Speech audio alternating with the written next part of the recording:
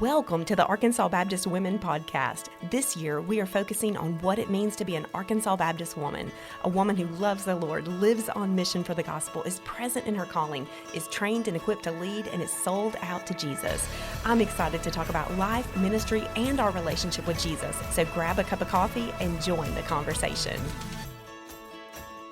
Hey, sweet friends, it's Andrea. I hope that you're doing really well today. I'm excited to continue our conversation about ministry to women and specifically about leadership for women in ministry. In our last episode, we talked about how ministry to women is not just nice, it's necessary. And today we're going to talk about the nuts and bolts of ministry. So this information, it's so practical, it's so tangible. There are going to be so many takeaways for you.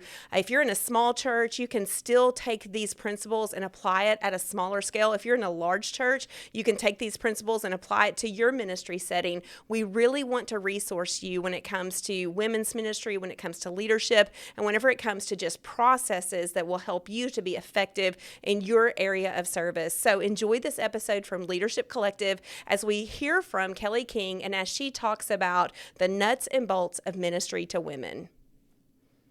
My former boss, Becky Lloyd, she put together these slides, so I cannot take credit for all this. But she really pulled out some of the most significant things that we found in here. Just to remind you, we did 2 different surveys. There were 1,000 women that we surveyed that were female churchgoers. This included American Evangelical and Black Protestant church members. And the reason that's significant is that sometimes when we talk about the evangelical church, it can tend to be in a very Caucasian particular area. So we wanted to make sure that we represented different ethnicities as well. Also, these women attended religious services at church, they attend a church in a typical month, so they're regular members, they're not just on the sidelines. And there's a 95% confidence that this was good. This was done in March of 2023. I think that may be kind of hard for you to read all that. But that gives you a quick look at who they are. Then we surveyed 842 women's ministry leaders, and we had to verify, there was a certain questions that are you the leader? Are you the leader of your ministry to women in your church? And so that's kind of who we divided this up into. Out of all of those people these were the women, the 1,000, 63% of them said their church did have some sort of organized women's ministry. We found that encouraging, that a lot of our churches have something. It could be a lot of different things, but there's something for women. And what we found is that ministry to women, overall, it's working. It is making a difference. So here's some things. 2 of the highest ranked priorities for women's ministry leaders, and I've mentioned a little bit of this. 83% of them said that the priority of discipling women and encouraging their walk with faith. 83% said that when you have an organized ministry, that's going to happen. You're going to disciple women and encourage them in their faith. And that 70% said it helps develop community and fellowship among women. Now, you may think, is that important? Well, I think it is, because when you look at why we have church and as a community, and we often use the phrase, we're a friendly church, we're friendly churches, but are we churches where you make friends? Are we churches where women can meet other people like them and that they can be challenged in their walk? So that was pretty important, we thought. And then the specifics. They said 68% said their relationships among women in the church were stronger. So overall health in your church is better when you have some kind of organized ministry to women. And can I just preface this, because I know we have people who may be more inclined to have a women on mission group or maybe more of a women's ministry. That's okay. This is all together. Okay, we're all on the same team. Got it? We're all varsity team. Okay, no JV, all varsity. Okay. So 68% relationships among women in the church are stronger. 56% said relationships across age groups are stronger. So that Titus 2 of older women and younger women It's stronger when you have something organized, when you put them in something together. And then 56% said it was a safe place is provided for women to be transparent about needs and hurts. And think about that. When we moved to Nashville, part of what we had, part of moving was finding a new church. I don't know about you, but I don't do that often. And so we had been in the same church for 29 years, 20-some years. And so to go find a new church was not fun. Empty nesters, we don't have like natural connections with parents and things like that and all that. So we're trying to find that. But we ended up in a co-ed class. Okay, and I'm making this story too long. But we ended up in a co-ed class. Love the man who's teaching this class. Great guy. He has 3 daughters. So you would think that he would understand girls pretty well. But when it comes time for prayer requests one Sunday, there was one woman who starts sharing a hurt and a struggle. And she gets very weepy. We've been there, right? He does not know what to do with this. I can tell he's freezing. He's just like, how do I even respond to this woman? And then another woman starts sharing something that she's going through, and she's crying. And I think, this poor guy, he's about ready to bolt. I don't know what he doesn't know what to do. But you know what happens, because there's women in the group. They get up, they physically move to these ladies, and they put their arms around them, and they begin to pray for them. We need to have, when you have ministry to women and you have groups for women, you have safe places for them to share really deep hurts. And we need that. We need to be able to have places where we can confidently share the things that we're going through. Whether it's a text message thread or a group of people, I have women in my life like that. I have several different groups of women that I can, in a moment's notice, go, I need you to pray. This is going on in my family, and this is rough. I mean, yesterday I had the prayer warriors going because my son is without work right now, and he had an interview, and there was some other things happening, and I mean, I'm driving here and I'm praying out loud, and I just thought, I'm so glad that I don't have to carry this burden alone. That I have other women who care as much as I do. So when you have that, that's important. Another thing about spiritual development, 65% said the opportunities provided for women to be refreshed and restored spiritually and emotionally. 58% said there is a place provided for women to ask questions and openly discuss faith topics. Don't we want women to discuss faith topics in church? Not in the world, where they're not going to get good information. And 44% said it encourages more of what the church as a whole is already encouraging. That we see that the overall churches are healthier when you have something organized for women. So let's talk about who's leading. You. All of you that are in here today, you're leading some type of ministry to women in your church. Either that or you were drugged here by somebody else who said, you're going to be my friend and you're going to come with me. Okay. Because we all need our girlfriends, right? Okay. So, here's some things that are a little discouraging. These are the leaders. These are women's ministry leaders in the local church. And this probably isn't a huge surprise to you. But 83% of women's ministry leaders are volunteers or unpaid staff. Only 8% of the women we surveyed that are leaders are full-time staff. Andrea, would that seem to be like, would you see that in Arkansas? I bet you can count on your hands how many women in this state are full-time staff, right? Yeah, not a lot. 9% part-time paid staff, and 83% are volunteers. Here's the deal. We do it because we love what we get to do, and that God has called us to this. And so we do it for free. But I wish that was better.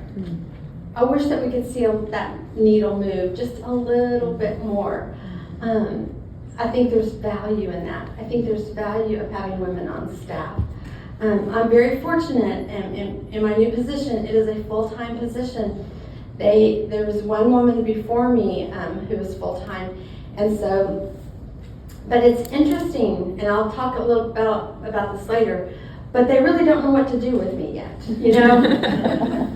The previous person was really more of a Bible study teacher, and that was her focus. And I'm just like showing up at the senior adult luncheon, I'm showing up at whatever, and they're just like, why is she here? I'm like, because I'm on staff, you know? Like, I'm like, isn't this what you want? I think that's interesting. Now, even in churches with 500 or more, so we're talking larger churches, only 29% of the women's ministry leaders are full-time paid staff members. So this isn't a phenomenon for just small churches. This is even in large churches. We're just not seeing this happen. When women's ministry leaders plan, and you can think about this in your own context, only 5% of them are working with their church staff. So 41% said that they plan their ministry activities on their own. 45% they said they have a leadership team within the church. Only 5% said that they plan with their church staff. Now, I see that as a disconnect. And I think that we could do better there. And I think we have to work at it. I'm seeing that even in my own context. I'm not being asked about planning things, but I'm asking a lot of questions. I'm probably annoying a lot of men. And I'm just saying, why do we do it this way? Or we're having baptism Sunday. Need me on the women's side? Might be a good idea.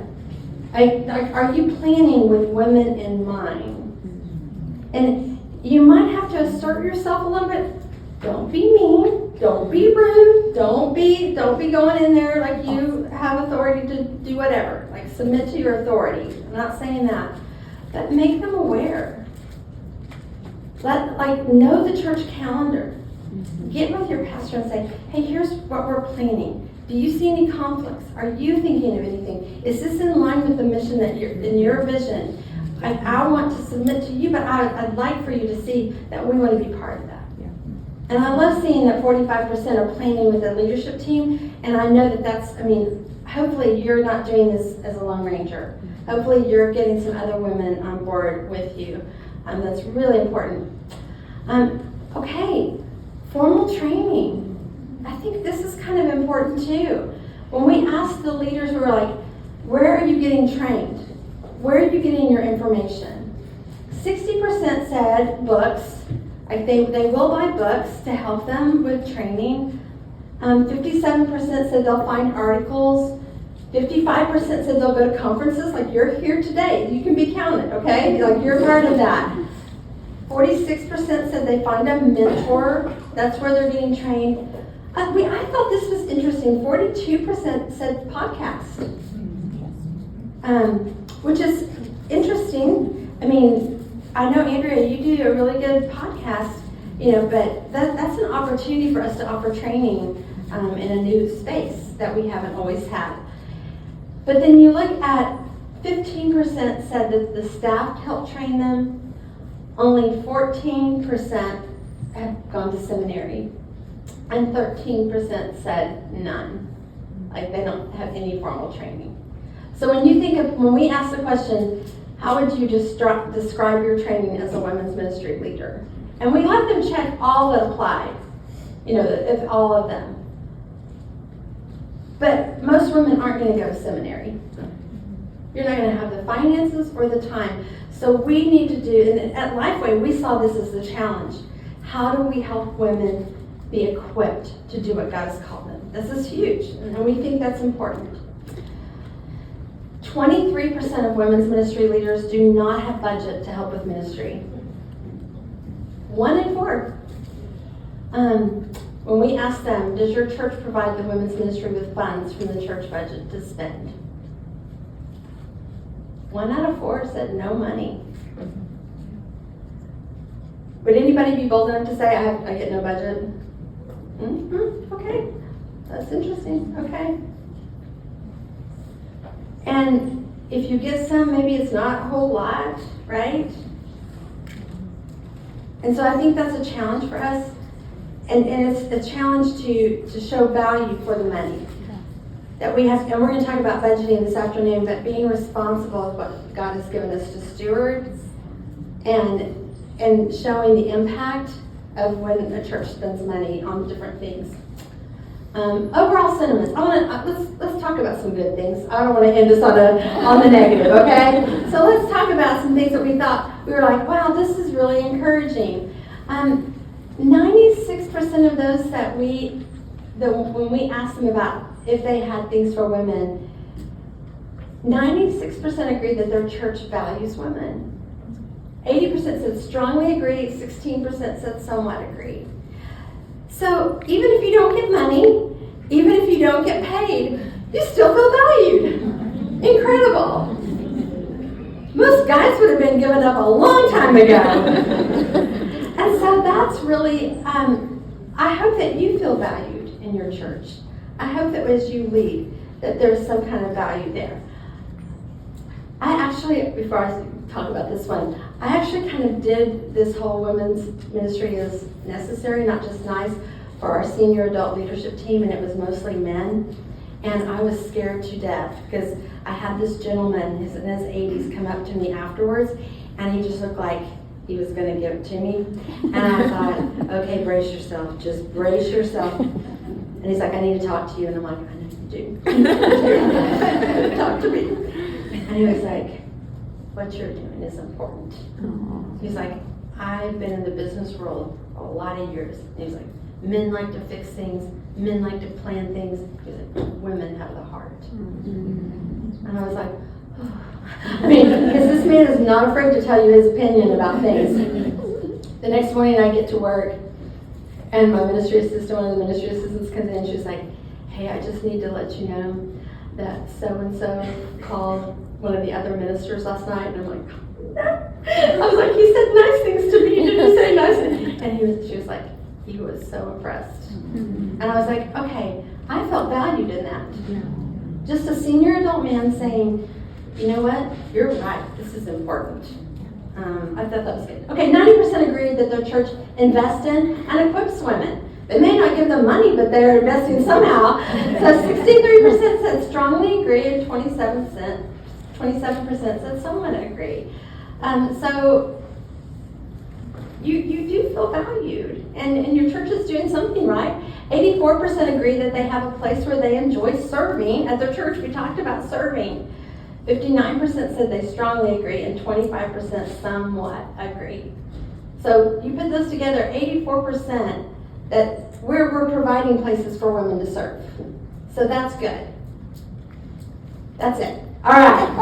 So those are some of the highlights of what we've done. If you want to find out more, or you want to read the whole report, you can just go to lifewayresearch.com, and there's a tab in there with the whole Ministry of the Women report. So what I've told you today, if you want to go in there and look at specifics, and if you want to share it, there's a lot of great articles that were written by pastors about the importance. Secretly share that with someone. Like print it off and put it on their desk. I don't know, but maybe if that's you. I want to end this time before we go into our small groups, into our table discussions. I started off telling you about that blog and how that young lady just said she didn't like women's ministry. That's not how she ended it. Because she says in it, I realized that what I didn't like was that the focus was always on me and how I could be better, how I could do this. I was looking through the lens of myself, and all I wanted to see was Jesus. She said, I could get on board with women's ministry that points me to Jesus, that encourages me to do missions, that encourages me to study God's Word, to mentor others, invest in other women. And so that's our challenge, ladies, to look at what we're doing and say, are we focusing more about ourselves, or are we turning the focus to Christ? Let me pray for it. God, I thank you. I thank you for every woman in this room. Thank you for what you have called her to, for her church, for the people in her congregation, for the women especially. For every woman in here, she has women in her church that today are struggling. They may have struggles in their marriage, in their jobs. They might have a prodigal child. There might be an addiction issue somewhere along the line. And maybe she's just feeling a little hopeless herself. And I'd probably be, could probably say that there's probably someone in the room like that right now even. And so God, I pray that we would encourage one another today around the tables. I pray that we would challenge one another, that we would be thinking more deeply about the impact that we make, because God, you have called us to be necessary to the church. We're not just a nice JV team. In Christ's name, amen. Thanks for listening. I hope today's episode helps you embrace the full, free, abundant life that Jesus provides. Don't forget to follow, like, and subscribe to the Arkansas Baptist Women Podcast. If you would like more encouragement to help you grow in your faith, visit our website at absc.org/abw. Come back next time as we continue to talk about how we can worship, grow, connect, serve, and share together. I can't wait to talk to you soon.